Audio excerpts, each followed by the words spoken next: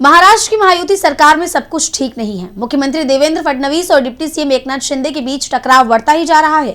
शिंदे गुट की शिवसेना के नेता विधायकों को बीजेपी में शामिल करने पर एकनाथ शिंदे पहले ही आपत्ति जता चुके हैं और इसे रोकने के लिए महाराष्ट्र से दिल्ली तक का सफर भी तय कर चुके हैं। ये मामला अभी थमा भी नहीं था कि उद्धव ठाकरे की शिवसेना ने एक बड़ा दावा कर दिया है, जिससे शिंदे के पैरों तले जमीन खिसक सकती है। तो क्या है पूरी खबर, देखिए इस रिपोर्ट में। महाराष्ट्र की महायुति सरकार में खटपट की खबरें कोई नई नहीं है।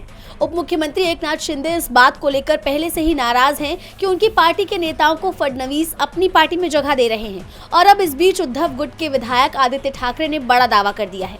शिवसेना यूबीटी के विधायक आदित्य ठाकरे ने एकनाथ शिंदे के नेतृत्व वाली शिवसेना का नाम लिए बिना दावा किया कि सत्ता पक्ष की एक पार्टी है और दो गुट है।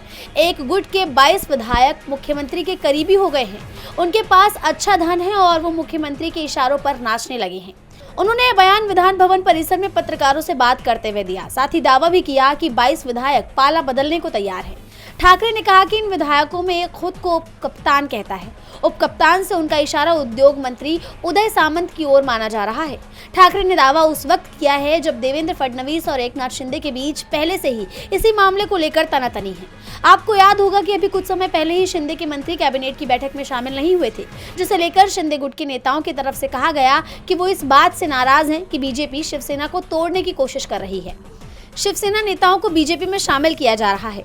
इस नाराजगी को दूर करने के लिए बीजेपी की तरफ से एकनाथ शिंदे को आश्वासन भी दिया गया था कि उनकी पार्टी का कोई भी नेता और कार्यकर्ता बीजेपी में शामिल नहीं होगा।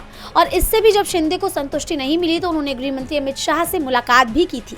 यानी शिंदे की तरफ से ये पूरी कोशिश की जा रही है कि उनके नेता मंत्री बीजेपी में ना जाएं। और इस बीच आदित्य ठाकरे का ये दावा शिंदे के लिए बड़ी मुश्किल बन गया है। जानकारों का कहना है कि अगर ऐसा होगा कि शिंदे के 22 विधायक पाला बदल लेते हैं तो इसका सीधा असर बीएमसी चुनाव में देखने को मिल सकता है। वहीं अब ये देखना होगा कि शिंदे इन दावों पर क्या प्रतिक्रिया देते हैं। डीबी लाइव की रिपोर्ट।